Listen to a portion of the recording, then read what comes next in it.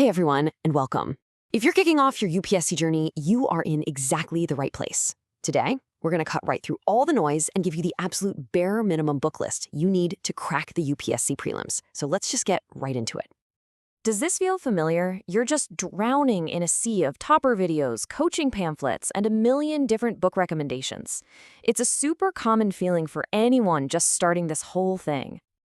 And let's get one thing straight. The problem isn't that there's not enough material out there. It's the complete opposite. There's so much information, it's overwhelming, and you get stuck in this analysis paralysis, just wondering, where in the world do I even start? Well, this is your answer. This is the definitive, no-fluff starter pack. Think of it as the foundationalist, the one that toppers have been using for years, and it's designed specifically to get you across that prelims finish line. All right, let's start with the absolute fundamentals: modern, ancient, and medieval history. This is where we lay the bedrock for your entire preparation. So for modern history, the Spectrum book is your go-to, no question. It's got the most weight because it's not just for prelims, it sets you up really nicely for mains too. Now for ancient and medieval, and this is important, we're talking about the old out-of-publication NCERTs by R.S. Sharma and Satish Chandra. You can find reprints of them pretty easily, and trust me, they are the perfect bare minimum resource to get the job done. Okay, next up, art and culture. For this, you kind of need a 1-2 punch.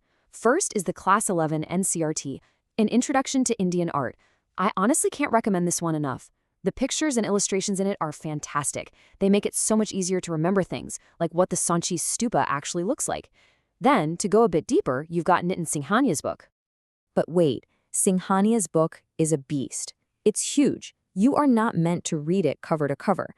So here's the pro tip. Open it up to the index, look for the chapters that have the most previous year questions or PYQs. Focus your energy right there. That's how you tackle that book smartly.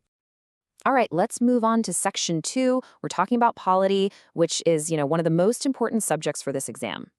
So for polity, everybody knows the Bible. That's M. Lakshmikant. It's your detailed guide for sure. But, and this is a really big but, you can't just stop there. You absolutely have to read 2 specific NCERTs, Indian Constitution at Work and Political Theory.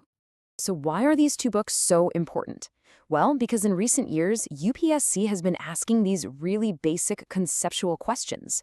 Things like, what is a constitutional government? Or why do we have separation of powers?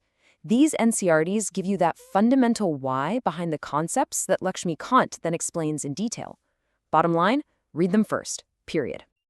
Okay, let's shift gears. We've talked about the rules of the land. Now let's talk about the land itself. Our next subject, geography. For geography, your foundation is super straightforward. It's the 4 NCERTs from classes 11 and 12. These are not optional, they're mandatory, but they're not enough by themselves. You absolutely need 2 companions on this journey, a good student atlas and G.C. Leong's book. And I really can't stress this enough. Trying to study geography without constantly looking at a map is, well, what's the point? The more you look at the map while you study a place or a feature, the more it's going to stick in your brain. Your memory of it will just skyrocket. It is absolutely non-negotiable. So, what's the deal with G.C. Leong? Don't feel like you have to read the whole thing. Think of it as a reference book. When you get to a tricky concept in the NCERTs, go check out the diagrams in Leong. And here's where it's pure gold, the second half of the book, the part on climatic regions. If you master that section from this book, you are going to nail those questions every single time. Moving on to environment. For your basic static concepts, you've got 2 great choices, PMF IAS or Shankar IAS. The key here is just to pick one and stick with it. But, and this is the real secret for environment, it is a super dynamic subject. You have to supplement your book with current affairs. We're talking new laws, international agreements, reports on climate change. The book gives you the what, but current affairs gives you the what's happening now. And that's where most of the questions are going to come from.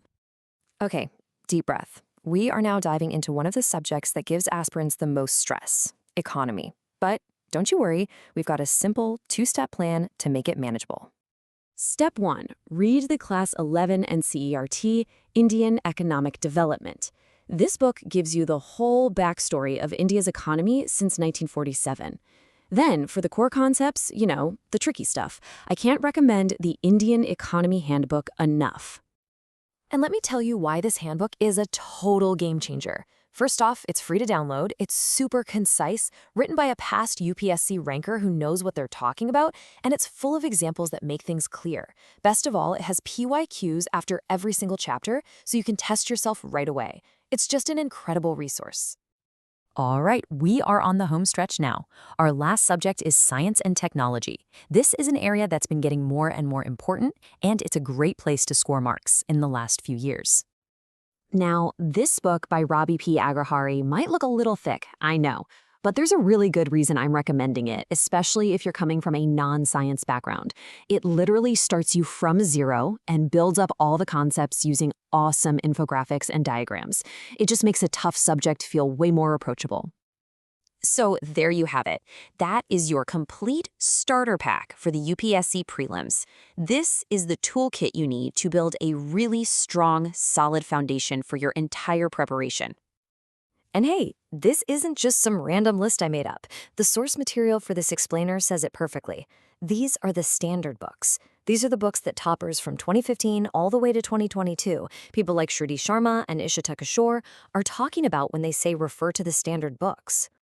Look, for every single subject, you could probably find 5 other books, but the goal isn't to build a library, it's to build knowledge. This list right here is your foundation. So remember the goal. Master these books first. Build your house on this solid ground before you even think about adding an extension. You officially have the map. You have the clear, simple guide to get you started on the right foot.